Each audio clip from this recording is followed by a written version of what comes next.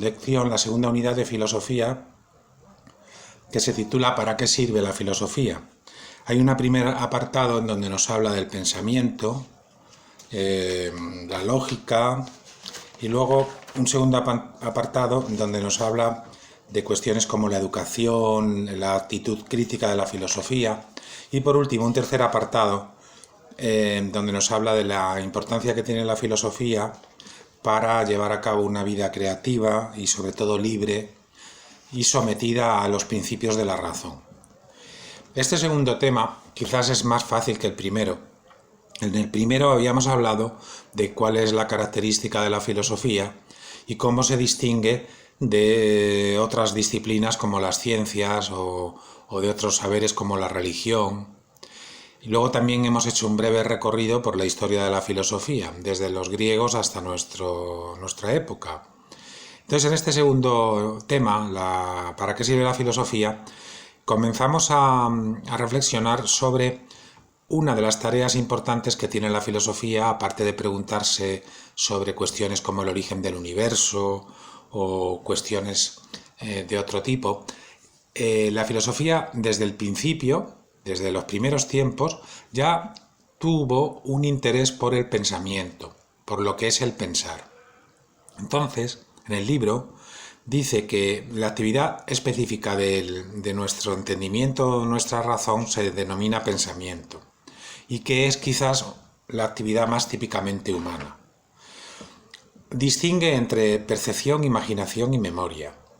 Define la percepción como el proceso o el conjunto de procesos mediante los cuales captamos a través de los sentidos los estímulos del mundo exterior.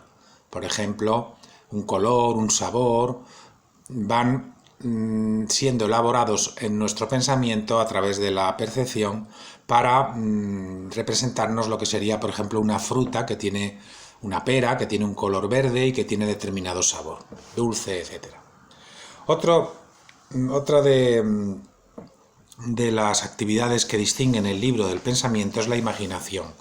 La imaginación es una facultad, un proceso mediante el cual se producen imágenes en nuestro cerebro, y la imaginación constituye uno de los puntos más importantes en lo que podríamos denominar la filosofía o incluso la ciencia, por supuesto en las artes como la poesía o la pintura. Y por último, la memoria. La memoria es una otra facultad con la que recordamos ideas, aprendizajes o experiencias que hemos realizado previamente. Por lo tanto, estos son, digamos, los materiales de los cuales se nutre el pensamiento, de la percepción, la imaginación y la memoria. Y a partir de ahí, combinándolos, reconstruyéndolos, llegamos a lo que podríamos denominar un concepto. En el libro también dice que estos conceptos, que pueden ser también representados en símbolos, por ejemplo, el concepto coche puede ser representado mediante un dibujo, que sería un símbolo del coche, o mediante la misma palabra coche, que representa la idea coche. Lo importante del pensamiento es que a partir de esa información que recibimos de los sentidos, vamos elaborando un significado. Y ese significado conceptual lo podemos compartir con otras personas. Y de esta manera comprendemos el mundo, comprendemos la sociedad en la que vivimos, podemos comunicarnos. Por lo tanto, aunque conocer y pensar no son lo mismo, sí que la mayoría, por no decir todos nuestros conocimientos se obtienen pensando, aunque hay muchos conocimientos que obtenemos de manera automática, sin tener que reflexionar, ¿no? Sin embargo, los conocimientos más importantes, digamos que tienen que ser pensados, tenemos que reflexionarlos. También nos habla de que deducir y sacar conclusiones son quizás uno de los aspectos más importantes del pensamiento, porque continuamente estamos deduciendo a partir de los conocimientos que tenemos, obteniendo nuevos conocimientos, sacando consecuencias de lo que sabemos. Por ejemplo, si yo estoy en una clase y sé que estoy en una clase, de ese hecho, de ese conocimiento, puedo deducir consecuencias. Por ejemplo, pues que no debo hablar, que debo estar atento, porque en caso de que no esté atento me voy a perder parte de las explicaciones o de las comunicaciones que hacen tanto el profesor como los alumnos, etc. Si estoy en un zoológico, pues saco otras consecuencias, ¿no? Pues que no puedo saltar la valla de los leones porque me pueden atacar, etcétera, etcétera. Por lo tanto, suponer, deducir, sacar conclusiones son aspectos del pensamiento humano muy importantes para obtener nuevas informaciones y nuevos conocimientos. Y luego, por último, dice que no nacemos sabiendo pensar bien, sino que se entrena. El pensar correctamente es un aprendizaje. Luego en el libro también habla de la diferencia en el pensamiento de lo que podríamos entender como hardware o software. Aquí distingue entre lo que podríamos decir la mente y el cerebro. El cerebro sería el hardware, el soporte físico, y la mente sería el software, es decir, lo que podríamos entender como la parte no material, ¿no?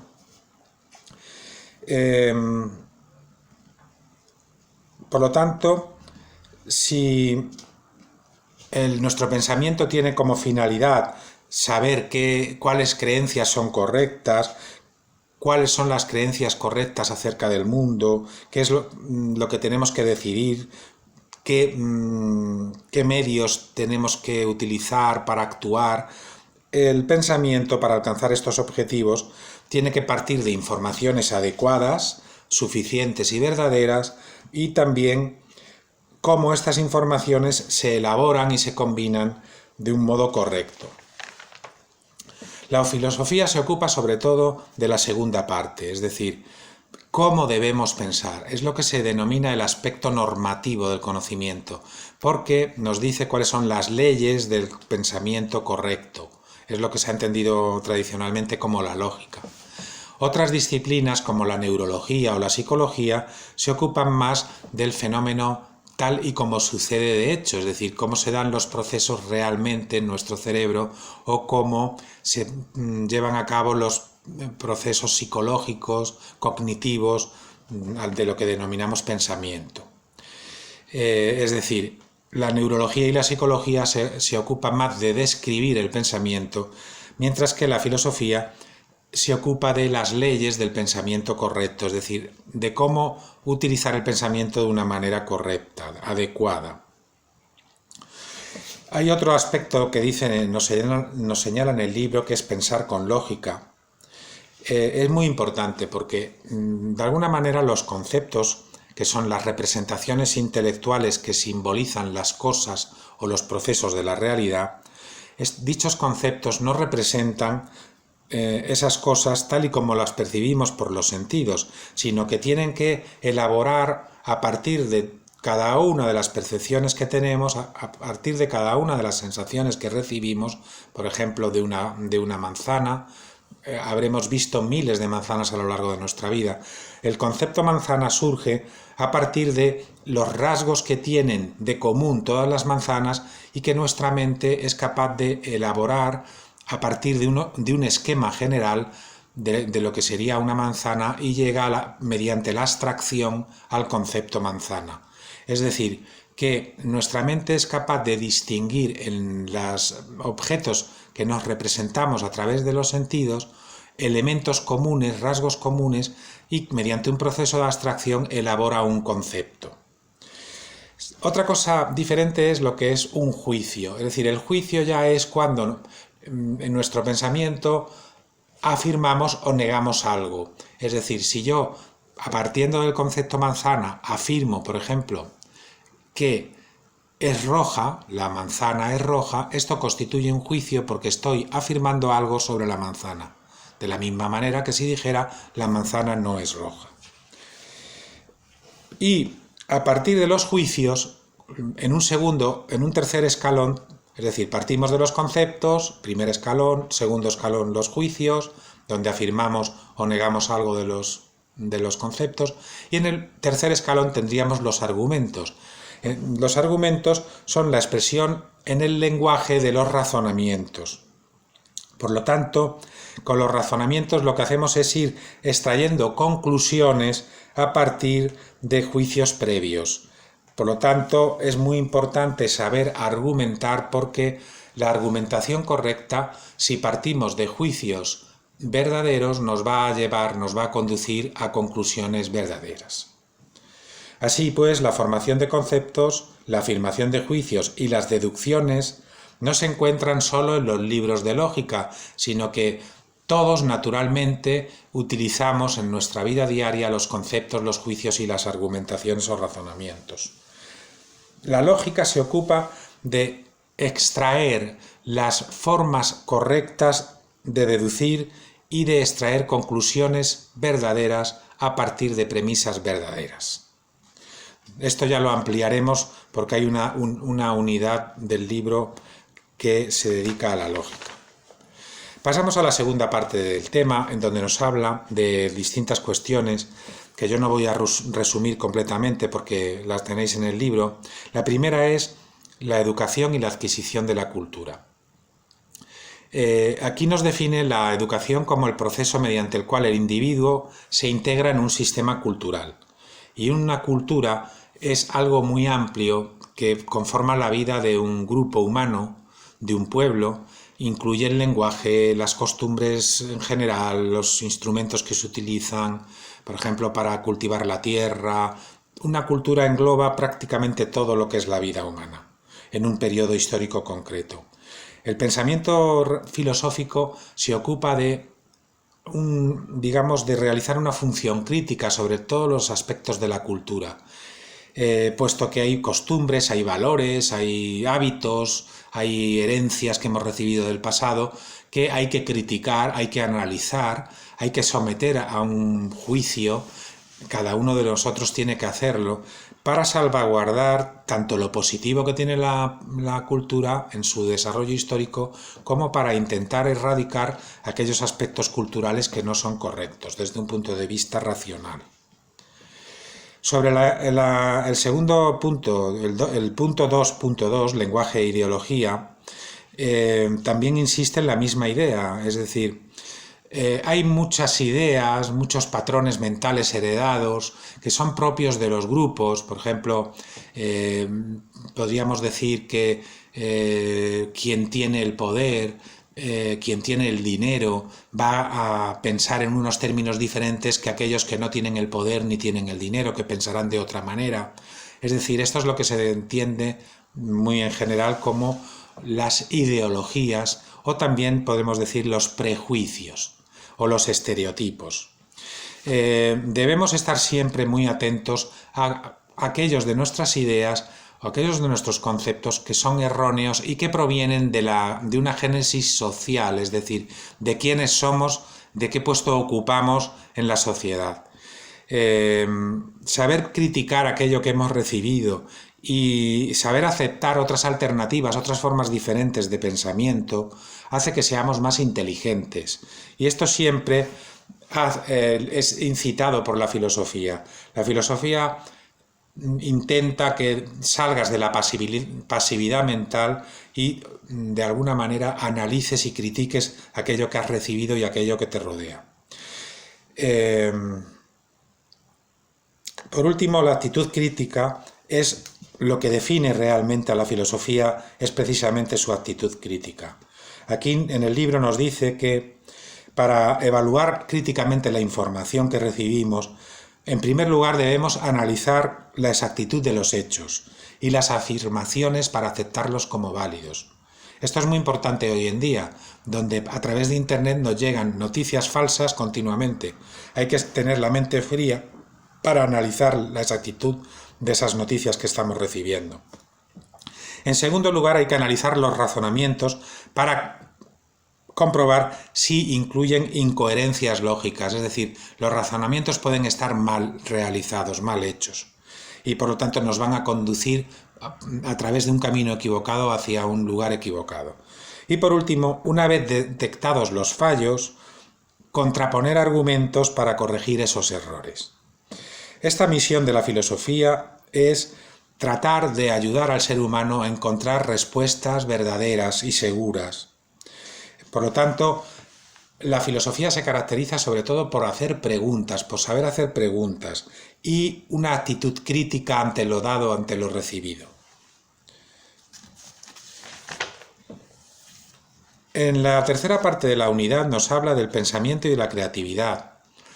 El pensamiento creativo también se llama hoy pensamiento divergente, es decir, es un pensamiento que no se conforma con seguir el camino trillado por el que ha ido todo el mundo, sino que trata de encontrar nuevas vías, nuevas formas de ver y de pensar.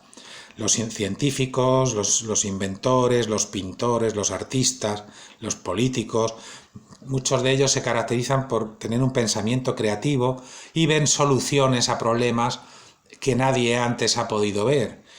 Pero la creatividad no es inherente a una persona en concreto, sino que todos los seres humanos tenemos esa capacidad de ser creativos. Lo que sí que es cierto es que podemos fomentar estrategias para intentar ser creativos y desarrollar nuevas ideas. En la educación hoy en día sí que es cierto que la creatividad no se potencia mucho, pero sería un ideal, ¿no? Como bien dice en el libro.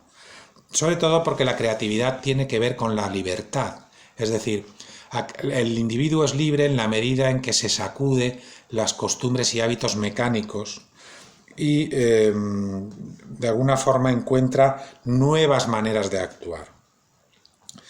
Una importante función de la filosofía es guiar la vida, es decir, que la razón filosófica se comporte como una guía para la existencia humana. En cierta manera, como nos hace más libres de las dependencias externas, como de alguna manera permite que tu pensamiento sea más libre, eso llevará a que de alguna forma sientas cómo tu yo se fortalece, tu individualidad, tu autonomía, y a partir de ahí seas más libre. La libertad en un sentido pleno siempre para el ser humano es más un ideal que una realidad, porque no se puede realizar completamente. Sin embargo, para conseguir alcanzar la libertad hay que intentar superar los propios prejuicios y los condicionamientos externos que nos rodean. Y por último, hace una referencia a la cuestión de la moralidad en la vida humana y cómo esa moralidad debe estar basada en la reflexión moral, en la razón. Es decir, como decía Kant, el ideal consiste en que nuestra motivación a la hora de actuar sea una motivación racional y no esté sometida a intereses, por ejemplo, de tipo emocional o sentimental. Esta era la idea de Kant, que éramos libres en la medida en que nuestra razón se podía determinar, nuestra voluntad, se podía determinar únicamente por la razón y no por el sentimiento. Kant sospechaba del sentimiento y de la emoción en términos morales porque de alguna forma el sentimiento y la emoción siempre nos conduce al egoísmo, incluyendo el egoísmo el favorecer a las personas a las que queremos, a las personas cercanas, y sin embargo él pensaba que para que la humanidad alcanzara una paz perpetua y dejara de haber guerras y conflictos, sería necesario que todos nos sometiéramos a la razón y que la razón fuera la guía que determinara nuestra voluntad. De esta forma sería posible establecer un sistema político basado en la razón y alcanzar una paz universal. Bueno, queridos alumnos, con esto terminamos el segundo tema. Recordaros que en el blog de la asignatura están colgadas las preguntas, el banco de preguntas de las cuales 2 serán seleccionadas para el examen y que, bueno, pues desearos suerte y que paséis un buen fin de semana.